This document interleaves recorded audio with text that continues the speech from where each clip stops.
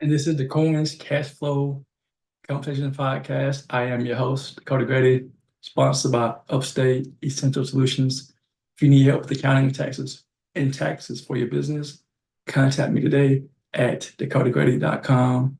If you're struggling financially, whether you're in business or personally, I can help you with your personal finances and your business finances. Again, the website is dakotagrady.com. And also, if you want a resource that can help you with tax strategies for your business, go to dakotagrady.com, go to the accounting and tax and advisory page. And the drop down says tax solutions. Is a little page beside that. It says strategies to save money in your business. Get the free resource today to get some tax strategies for your business at dakotagrady.com. Hey y'all, welcome to the podcast. So today talking about headline, the Biden administration is going to forgive $7.7 billion in student loans for more than 160 borrowers, according to CNBC. Basically, it's like a company that is a company up under CNBC.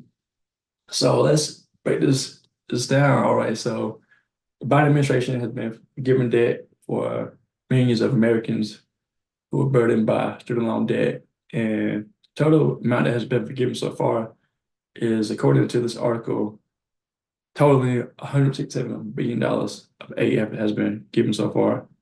And says the Biden administration has so far excused the debt of 4.75 million borrowers, totaling $167 billion in debt or in aid. So basically, they're going to do the same thing. They're going to give 160,000 people, we're going to reduce their, or give, basically forgive their debt. So it's a lot of money. It's a total of $7.7 billion. Ooh.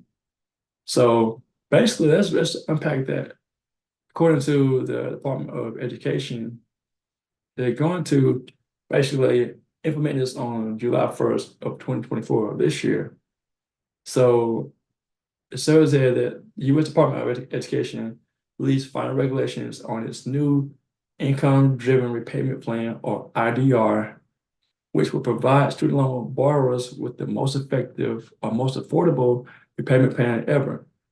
The SAVE plan, SAVE plan, will cut payments on undergraduate loans in half compared to other IDR plans to ensure that borrowers never see the balance grow as long as they keep up on their required payments, and protect more borrowers' income for basic needs such as food, clothing, and shelter, I'm assuming. It says under the saving on a valuable education, SAVE plan, SAVE plan, a single borrower who makes less than $15 an hour will not have to make any payments. Zero, y'all. That's what it says. No payments, any payments. Borrowers earning above that amount would save more than $1,000 a year on their payments compared to other IDR plans. So basically, if you were getting a student loan, you have one, and you are paying it back based on the income-driven repayment plan. Apparently, it wasn't doing a good job. It was trash, apparently, because the Biden administration had been revamping it, and they came up with this SAVE plan. It says here, the SAVE plan, which is available to student borrowers with a direct loan in good standing, will replace the existing revised pay-as-you-earn or repay plan, which is the most generous existing IDR plan for most borrowers.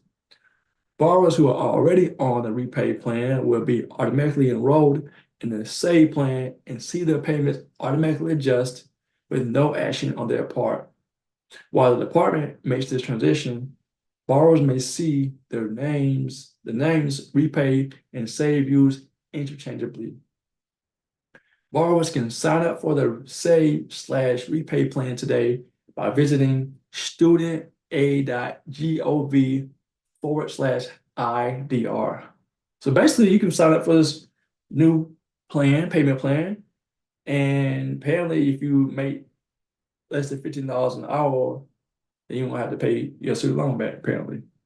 But if you do make more than that, you will save more than $1,000 a year on payments.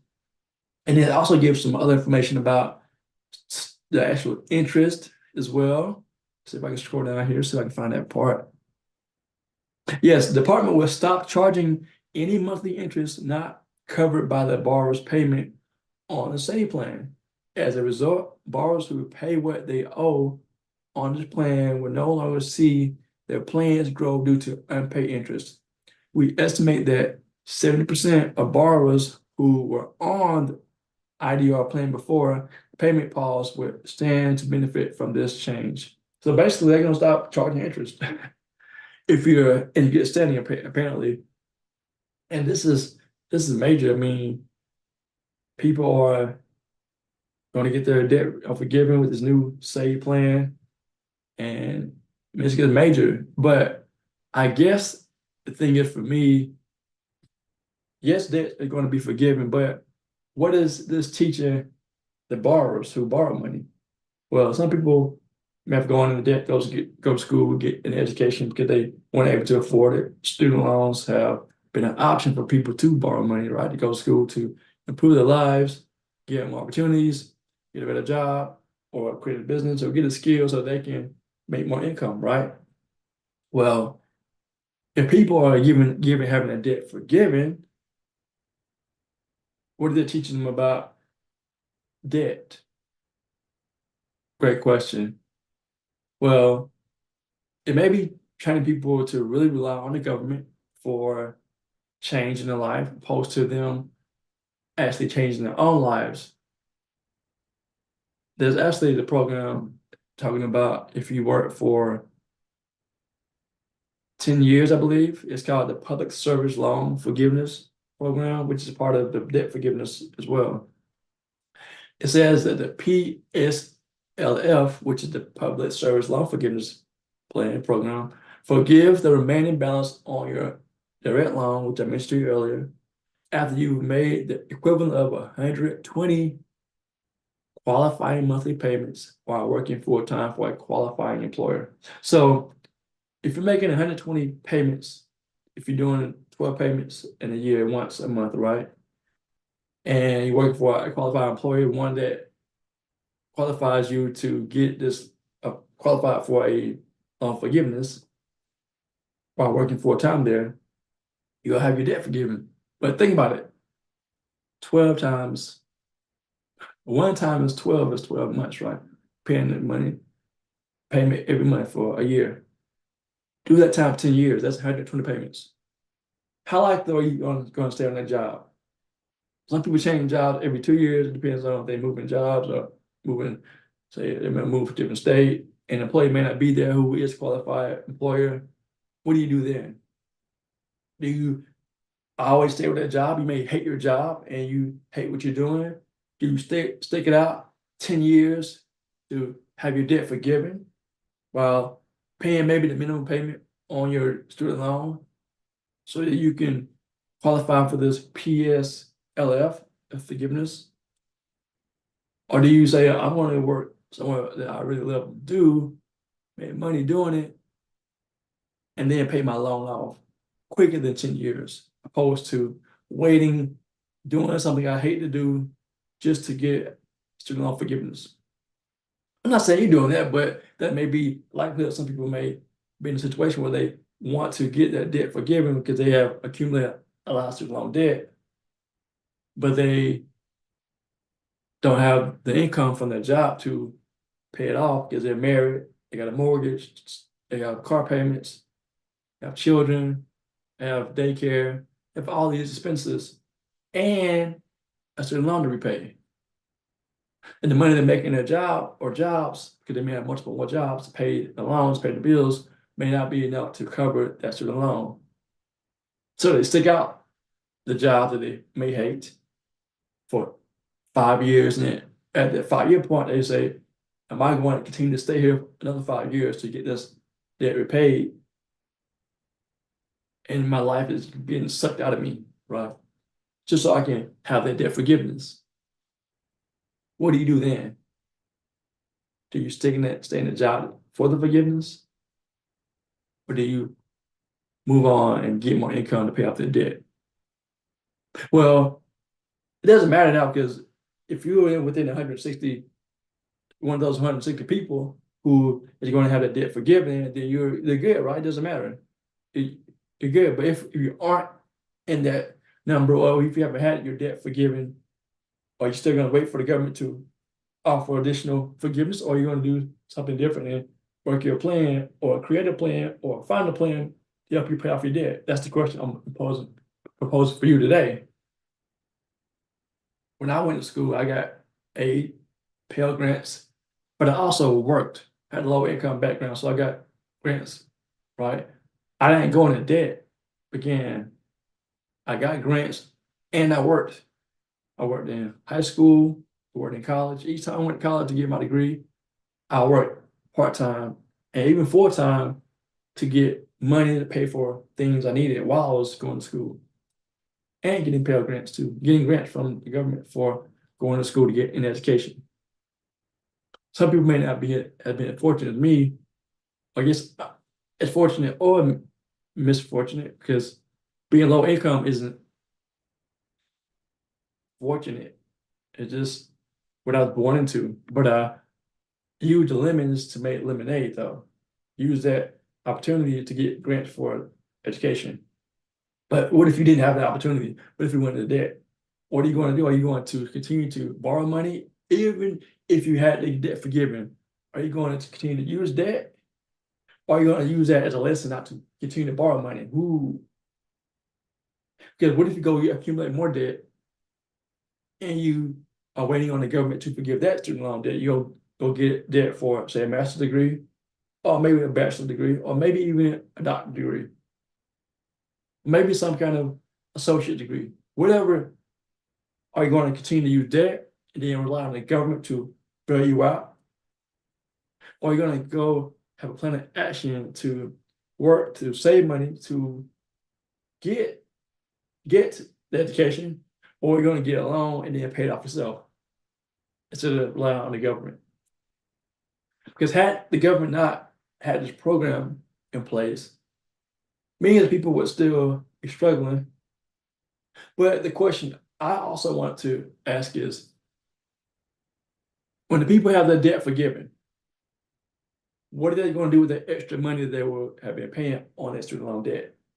That's the question I want to know. I'm curious to know, are people going to get better, learn from this situation by having their debt forgiven and say, all right, this is an opportunity for me to use that money to accumulate wealth, to save, to pay off any other debt I have.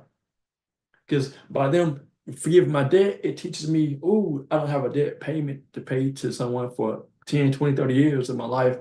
I'm going to use that opportunity to save that money, to invest in a business, to start saving for my kids' college, to start saving for a house, start giving more, start handling money more efficiently and better for my financial future.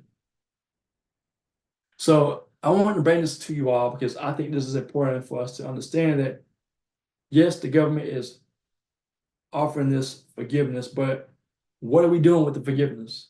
What are we doing with the money we are going to now have additional income to pay for our bills, food, clothing, shelter? What are we going to do with that money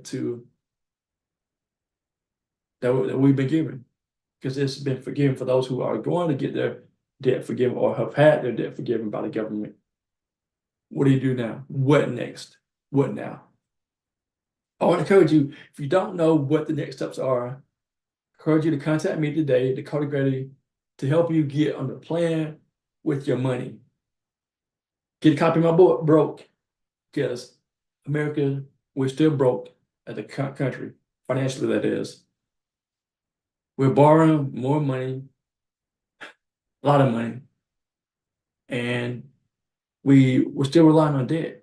Even our country borrows money. So I want to help us to not rely on debt, to rely on something like money, cash, whether it's digital money or physical money. Because when you have money, which the government is forgiving you for student loan debt, you will be able to do more, you'll be able to do more things for you, your family, the community, and the world.